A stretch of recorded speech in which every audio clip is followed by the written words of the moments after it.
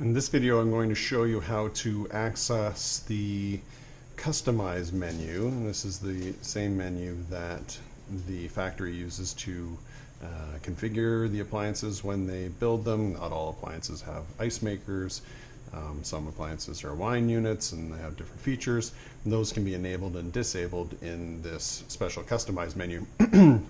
But also in this Customize menu, we can access a service test mode, and we'll actually be focusing on that in this video. So in order to access the Customize menu, we have to make sure that this display panel is unlocked and ready for input.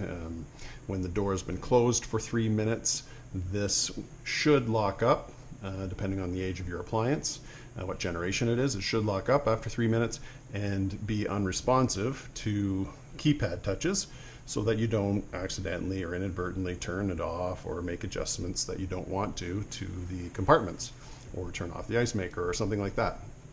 So you'll notice every time I touch something, it shows unlock keypad here. And in order to unlock the keypad, depending on the, again, generation of your appliance, you're either going to hold for a couple of seconds these two buttons, or on newer models, you can just hold the menu button for a couple of seconds and then you'll see it goes to keypad unlocked. But if that one doesn't work, then go to the using the two keys like that.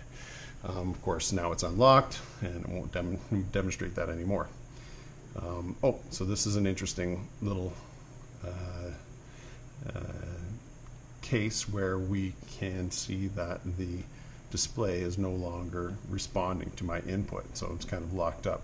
In order to get around that, you can hold the fridge button to turn the fridge off momentarily, and then simply turn it back on again, and then that will allow us to get back into the menu. So it's basically a little bit of a hang up in the electronics, but it's easily corrected by just turning the fridge off and back on again. It doesn't have any other effect.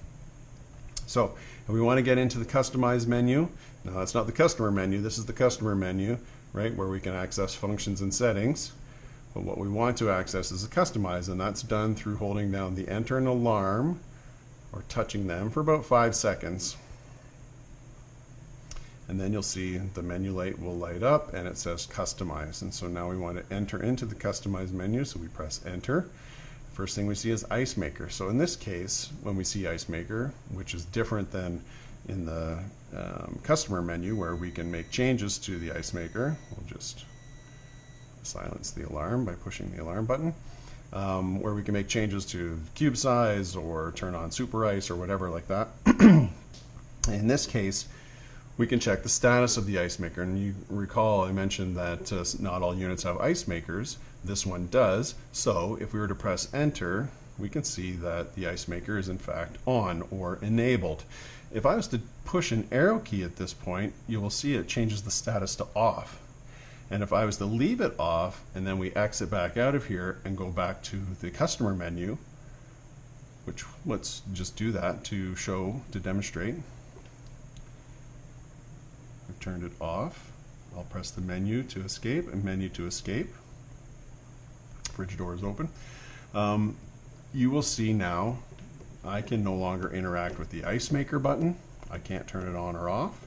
And if I go into the functions menu and go to the ice maker, you'll see that the ice maker is in fact not even there anymore as a menu option, and subsequently the water filter is no longer there as a menu item in the functions menu. So be careful what you do in the Customize mode, because you can make changes to the configuration. Now of course they're just as simple to reverse, so we'll go in to the ice maker, which is currently off, and we'll turn it back to on. And we'll press enter to confirm that. So next menu item that we'll see is ice maker type. We don't want to mess around with that either. That again depends on the generation of your appliance and what ice maker is in it. Water filter, here we can turn the water filter function on or off, and that's basically just the electronic version of it. It doesn't control the water or the valves or anything like that. It just makes your appliance think that there is no water filter.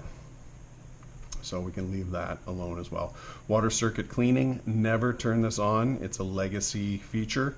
If you do turn it on, you will within 24 hours get an error code called 17 flow meter error, and that will shut down your ice maker. And then you'll basically have to go back in here, turn this back off or disable it, and then reset your appliance in order for the ice maker to start working again. So just leave this alone. We'll just skip over it. Set demo mode, we won't mess around with that either, but suffice to say, that is a mode that makes the appliance look like it's working, so the lights work and the temperatures are on the display, but the compressors will never run. It won't actually cool. So it's an energy saving mode, which is basically for showrooms or for trade shows and things like that, where you don't actually want the unit to be running or drawing electricity. So we'll leave that. Service test, we'll come back to that. Air filter is not used, do not enable it. Night light is not used, do not enable it. Sabbath mode, here is much like the ice maker or the water filter. If I enable it, it shows up in the customer menu and the customer can access Sabbath mode and turn on Sabbath mode for the appliance. If I disable it here, I'll just check to see what the status is, it's on. If I disable it, it disappears as a menu item in the customer menu and they can no longer access this feature. So we'll just press enter to leave it on and we'll move along. Private view is no longer used, so do not enable it. And we're back to ice maker. So that's all the different configurations that are available in this generation of appliance. So we'll go back to the service test right here. And the service test is sequential. So once you enter into it, you can't exit out of it, or you can't skip ahead to step 20, let's say, and just do that. And we have to go through all of the steps to complete the test and then get back to normal operation. So we want to start the service test, we'll press enter. You'll see immediately all the lights go off, test is starting. I must have pressed the button twice by mistake, because very quickly there you saw where it said fridge compressor on. So this first step of the test is to test the fridge compressor. If you're having cooling issues, you can at least eliminate the compressor as an issue electrically, whether it's running or not. And then the second step of the test is tri-mode compressor. So that's the lower compartment down here, the freezer compressor. So that's how you can test the two compressors of the unit. We press enter to go through all of the steps. Condenser fan on. So in this case, condenser fan is down below, down here behind the grill, and the condenser's behind the grill. And if you get down, you can probably hear it.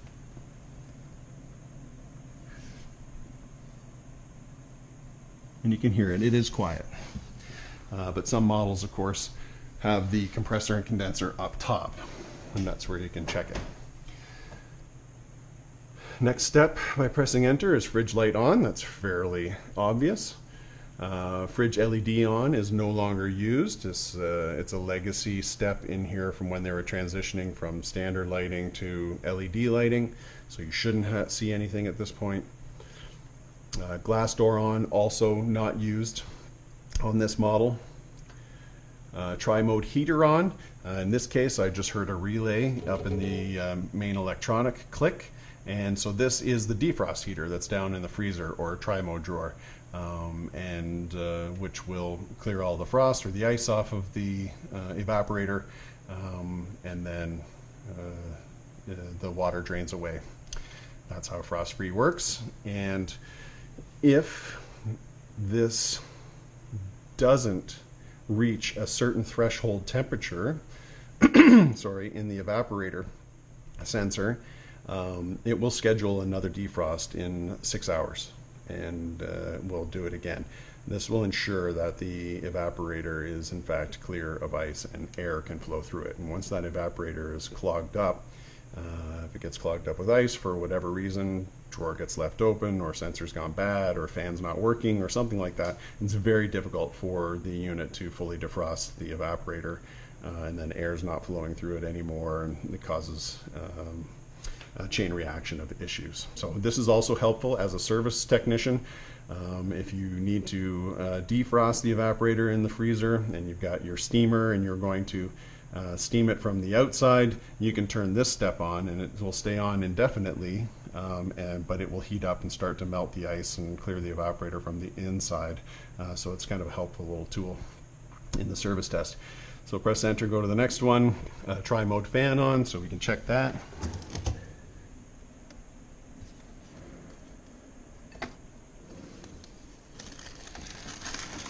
Oftentimes, because these are quiet fans, you have to stick your hand down to feel the air flowing.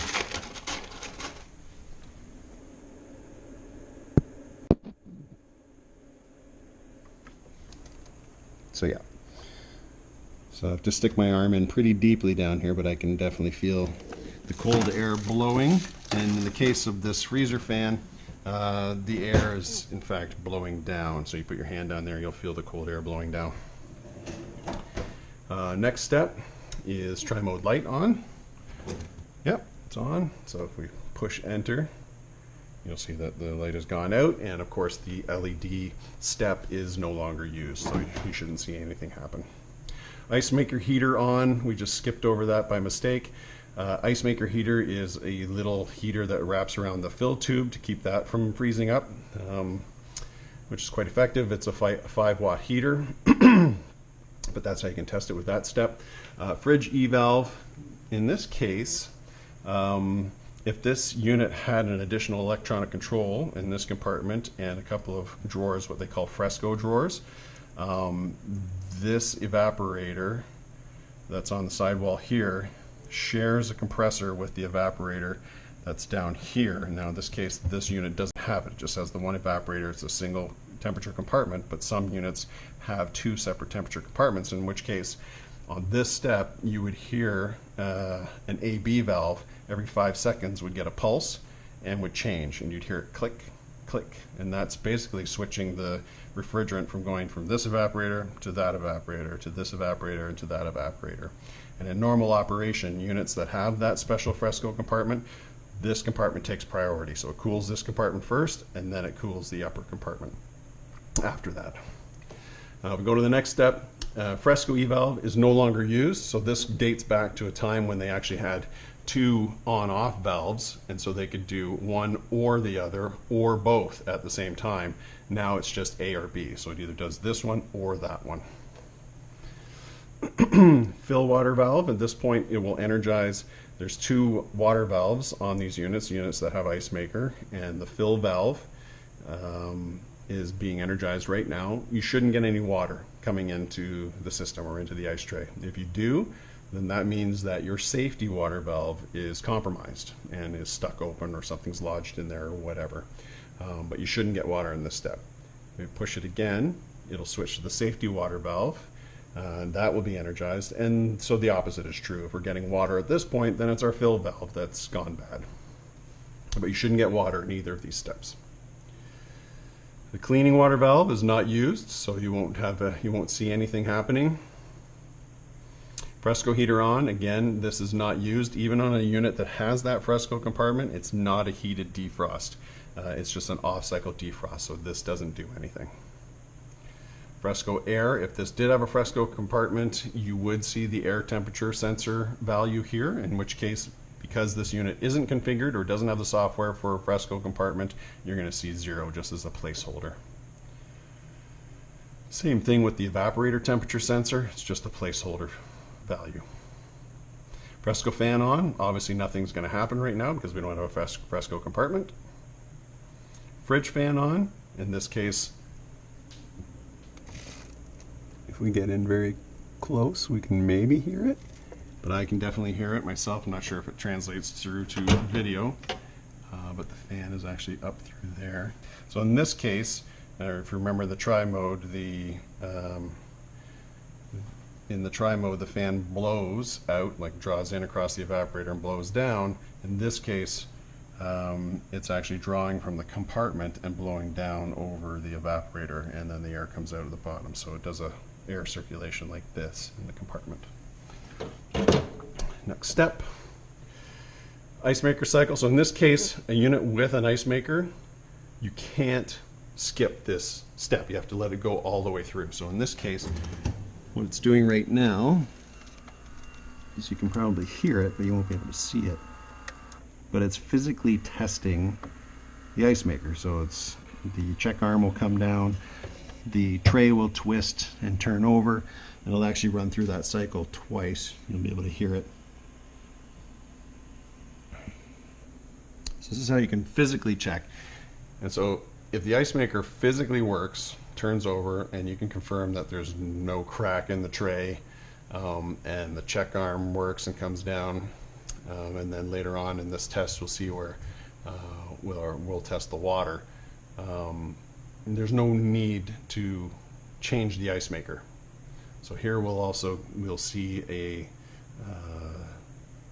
message saying ice level low, so that means the check arm was able to come all the way down, and that there's enough room to harvest ice. At this point we can move on to the next step. If we did not press the button, it would basically go through that ice maker test again, and we'd have to wait for it until we got that message again of ice level low. Next step is ice probe. So there's an actual temperature sensor on the bottom of the ice tray, and it's sitting at -12. If there's no ice in the tray, that's typically going to be in line with your air temperature sensor in the tri-mode drawer. If there is water or ice in the tray, it's typically going to be higher than your air temperature in there, depending on what state the water is in at that point. Switch glass D off is not used, so you can ignore it. Ambient probe at 17 degrees Celsius. Now, of course, if this was configured for Fahrenheit, we would also see a Fahrenheit value, but because we're here in Canada, we just keep it in Celsius. But it is possible, if it is configured for in the user settings for Fahrenheit, you will see a Fahrenheit reading here as well. So this is actually the condenser temperature. So there's a sensor that's actually in the condenser and assures, proper condensing temperature of the refrigerant. It's a shared condenser, so you've got the fridge and the freezer circuits running through that condenser. But the fans, this sensor controls the fan, so it runs independently of whatever compressor is running. If the condenser gets too hot, the fan will come on and cool it back down, forcing air across it. Water flux. So at that point I skipped it quickly because I don't want to fill my ice tray and bin up with water, but that step basically opens both valves, and if we just leave it on that step, water will just keep coming through the fill tube. So I usually skip over it quickly unless that's what I'm testing. Light sensor on, not used. Handle LED on, not used. Fridge air, so here we're going to see this is the air temperature sensor, and the air temperature sensor for the fridge is actually located up kind of behind this wall, up in the top, basically in what we would suspect to be kind of the warmest point in the fridge.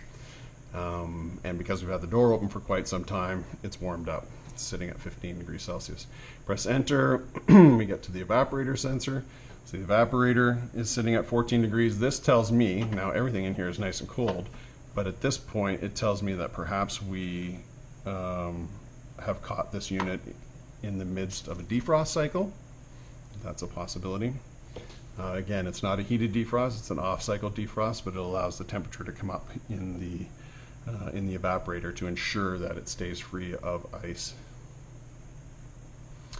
Fridge door off. So this one's a tough one to check by opening and closing the door, because of course if we close the door, then we can't see the display. But suffice to say, there's a little switch inside the pocket here, so if I push my baby finger in, I'll hear it click. There we go, and you'll see fridge door on, so that means that the switch is closed. And so what you want to hear as well, to test physically, you want to hear that click when you're in the last inch or two of movement when you're closing the door. So we can hear that click there. So that's good, that's what we want, that's ideal. So no problems with the switch. Ice box off, that's no longer used. So you shouldn't be checking for anything there. Tri-mode door on, of course this is the tri-mode. If I open it, it's off. If I close it, it's on. And that is a rocker switch that's actually on the back wall that interacts with this drawer. Tri-mode evaporator is at -8 degrees Celsius. And typically what you want to see especially if you know the unit's been running and you just interrupted it and are doing this test, you're going to see a higher air temperature sensor than you will evaporator sensor. If it's opposite, something's probably off. You might have a bad sensor. There we go. Tri-mode air is at -5, so that's good. That tells me things are good. I expect higher temperatures because the unit's not running right now. We're opening and closing the drawer, so the temperatures are naturally going to be getting higher. And buzzer on. This is the last part of the test, which of course you can test to make sure that the audible alarm is working. Basically, the audible alarm really only comes on when the door has been left open, or there's another function called the bottle cooler which uses the buzzer or the audible alarm as well.